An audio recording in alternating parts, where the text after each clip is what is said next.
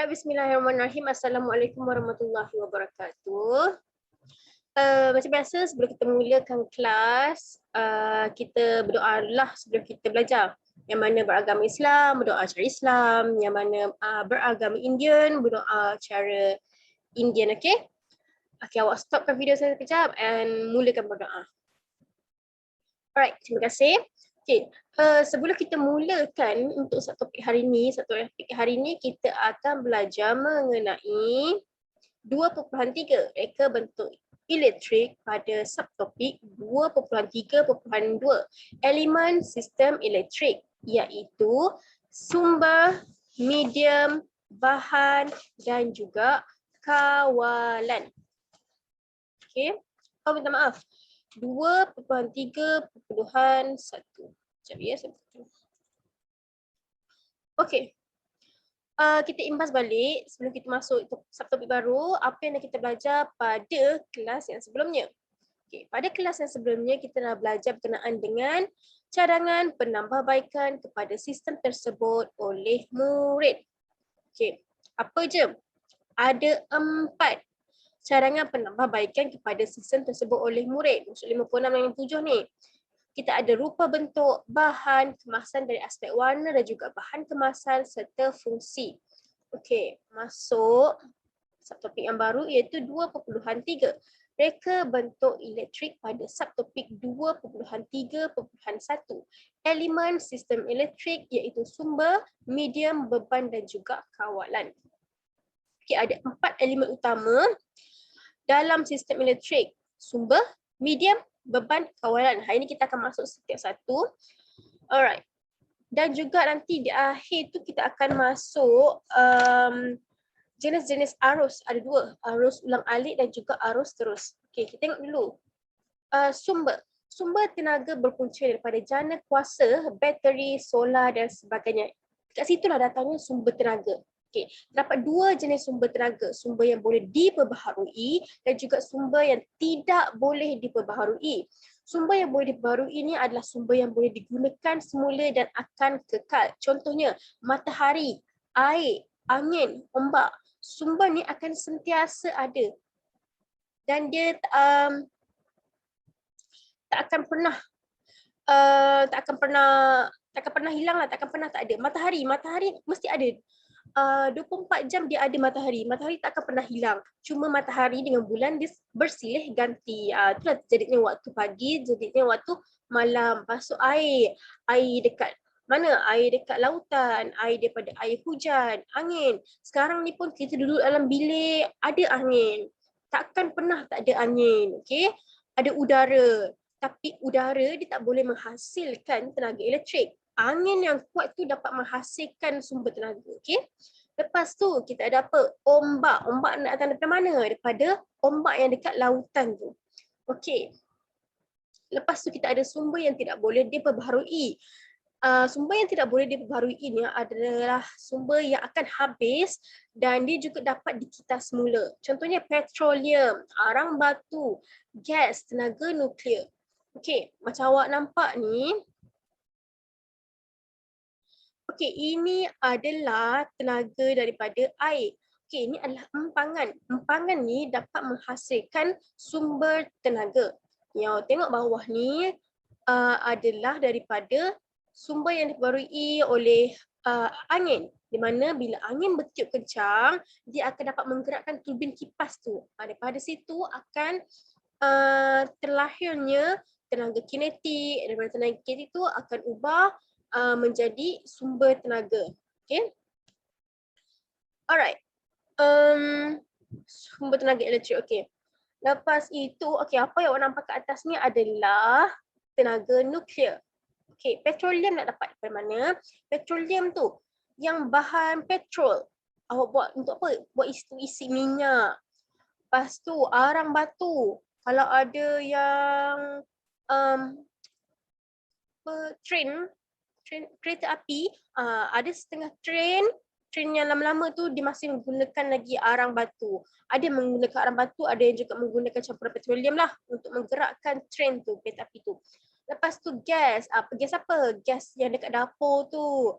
Gas apa lagi? gas mancis tu. Lepas awak guna, awak tak boleh nak refill dia balik kan.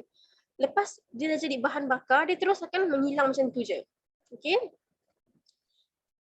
Lepas tu, ni adalah sumber yang tidak boleh diperbarui. Okay, sumber yang diperbarui tadi, matahari adalah solar. Solar ni awak boleh dapat atas rumah. Untuk setengah rumah sajalah kalau siapa yang pasang solar. Lepas tu awak boleh dapat dekat public phone yang lama tu.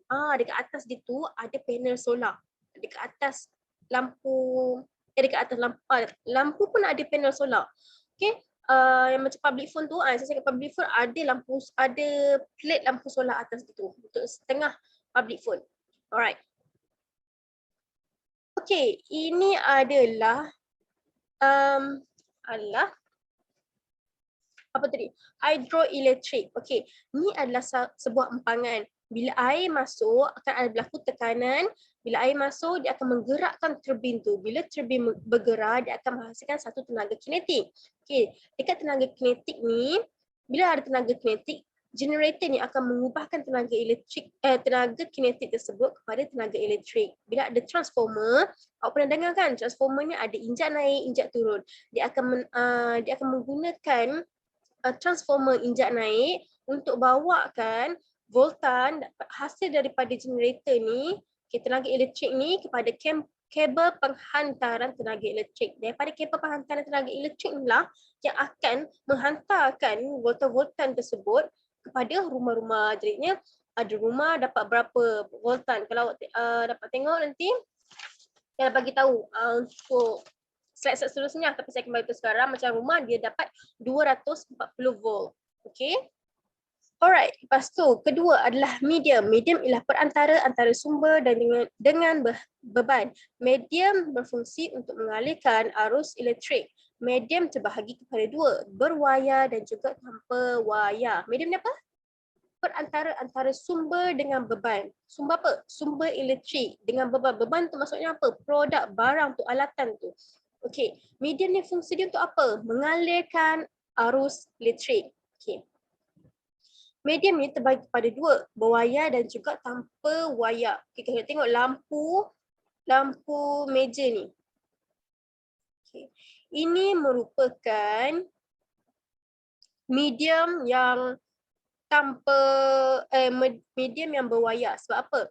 Daripada sumber dia nak ke beban, dia menggunakan wayar untuk mengalirkan arus elektrik.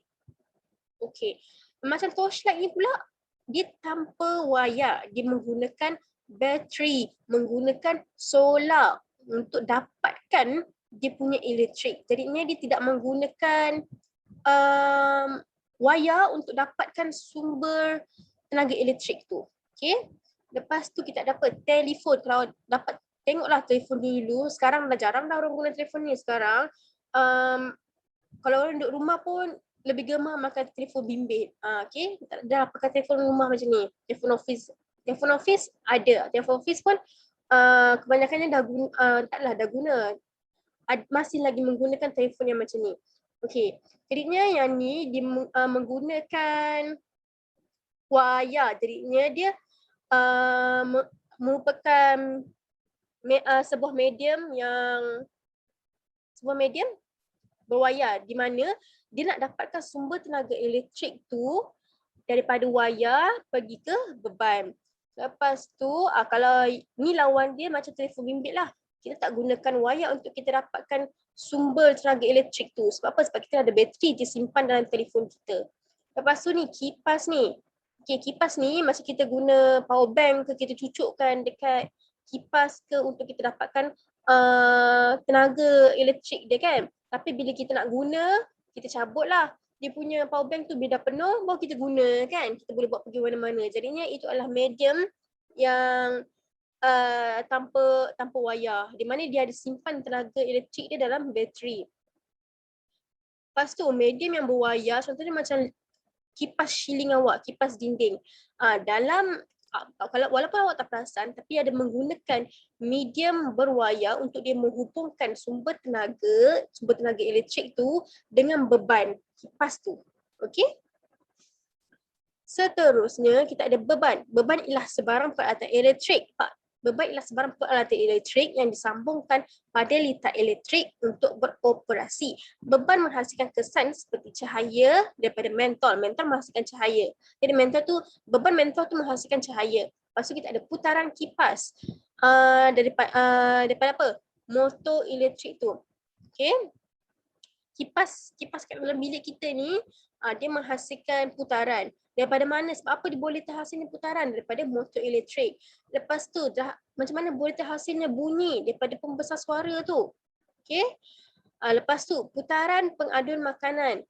Putaran pengaduan makanan ni selain dia berputar, dia juga menghasilkan bunyi. Daripada mana? Motor elektrik. Ini pengaduan makanan ni. Okay, ataupun panggil mixer kan, orang nak buat kek ke, nak buat kuih ke kan. Okay. Ini blender. Ni lah blender kan? Sekejap Okay. Ini blender pengisar makanan, ni pengaduan makanan. Okay. Dua benda yang berbeza. Blender ni pun sama, dia ada kipas dia bilah pisau dia bawah tu, kipas dia bilah pisau dia bawah tu untuk dia hancurkan makanan. Dia perhaluskan makanan tu. Okay. Selain dia berputar, blender juga menghasilkan bunyi. Alright, seterusnya kita ada kawalan. Kawalan ni apa? Bermaksud pengawalan arus elektrik secara selamat dengan cara memutuskan dan menyambungkan litar. Kawalan elektrik dapat dilakukan secara manual atau automatik. Okey, kita tengok dulu. Apa yang dikatakan kawalan elektrik dapat dilakukan secara manual. Manual ni kita sendiri yang buat dia. Okey. Kalau kita tengok contoh yang pertama, kita ada streka, iron. Di mana kita dapat kawal arus elektrik dia. Kita kawal, dengan cara kita kawal suhu dia. Kita naikkan suhu dia ataupun kita rendahkan suhu dia. Lepas tu, main switch box ni. Switch box utama yang dekat rumah. Memang setiap rumah akan ada benda ni. Okay, awak kena peka lah. Ni memang akan ada dekat setiap rumah. Kalau awak nak betulkan lampu ke, nak betulkan peti sejuk ke, kan? Mainbox ni akan main peranan. Mainbox ni juga akan dapat detect. Okay. Peti sejuk tu rosak ke, ada switch terbakar ke. Sebab apa? Sebab salah satu switch ni akan tertendang. Pernah dengar tak kata tertendang? Jadi dia akan turun. Bila turun, dia akan menyekat pengaliran arus elektrik. Okay. Jadinya bila kita naikkan balik, baru arus elektrik tu akan dapat disalurkan, akan dapat dialihkan. Alright. Itu adalah secara manual. Okay, kita sendiri yang naikkan ataupun sendiri kita turunkan. Jadi kita nak repair barang-barang elektrik, kita turunkanlah yang mana yang patut. Okay, supaya bila kita buat kerja-kerja, tak adalah arus elektrik tu mengalir. Jadinya selamat untuk kita buat kerja-kerja pembetulan elektrik. Okay. Kalau secara automatik pula, kalau ada ribut peti ke kan, dia akan ribut peti yang terkena rumah kita, tiba-tiba rumah kita blackout. Okay, switch utama ni akan tertendang dan dia akan turun ke bawah. Okay, bila dia turun ke bawah, okay, kita naikkan dia balik. Sebab dia turun ke bawah tu membuktikan bahawa arus elektrik tu terputus. Okay, bukan arus elektrik terputus. Bila kita nak alihkan arus elektrik tu balik, kita naikkan switch utama. Itu yang dikatakan kawalan elektrik dapat dilakukan secara automatik. Tiba-tiba menyekat pengaliran arus elektrik tu.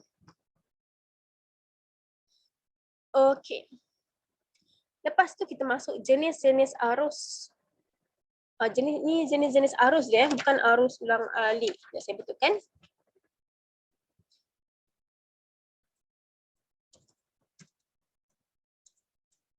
Okey, jenis-jenis arus ada dua. Arus ulang alik dan juga arus terus. Okey, arus ulang alik ni apa? Arus ulang alik, dia punya voltan bagi arus ni boleh naikkan dan diturunkan dengan menggunakan transformer. Okay, transformer yang saya cakap ni lah, dia ada transformer injak naik dan juga transformer injak turun. Okay, transformer injak naik ni daripada voltan kecil dinaikkan kepada voltan yang lebih besar. Kalau transformer injak turun, daripada voltan yang value dan nilai dia besar, dia akan turunkan kepada nilai yang lebih kecil. Itu fungsi transformers. Dia macam menukarkan nilai voltan lah. Sama nak tinggikan ataupun nak turunkan. Lepas tu, penghantaran elektrik dalam keadaan voltan yang tinggi. Okay. Lepas tu, tujuannya adalah untuk mengurangkan kehilangan kuasa semasa proses penghantaran. Sebab apa dia nak voltan tinggi? Sebab dia nak kurangkan kehilangan kuasa semasa proses penghantaran. Awak pernah nampak kan yang menara tinggi-tinggi macam 3 segi tu kan?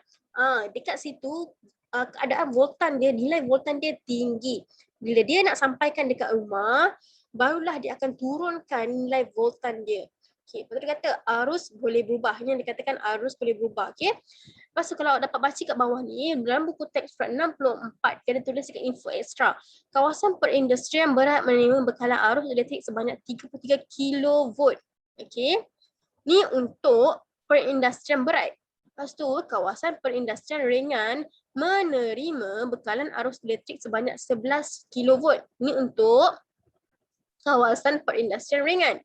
Okey.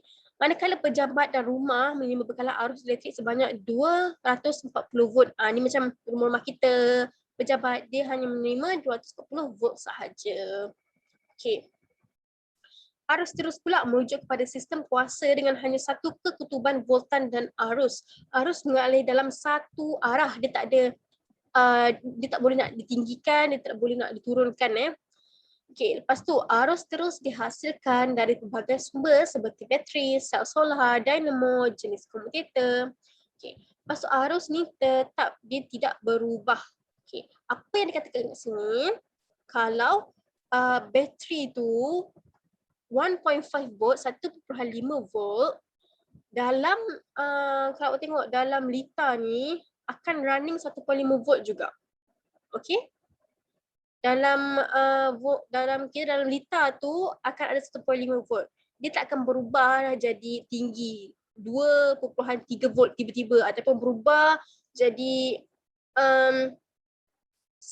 volt tak. Okey? Dia akan tetap macam tu. Lepas itu homework kita pada hari ini adalah nota.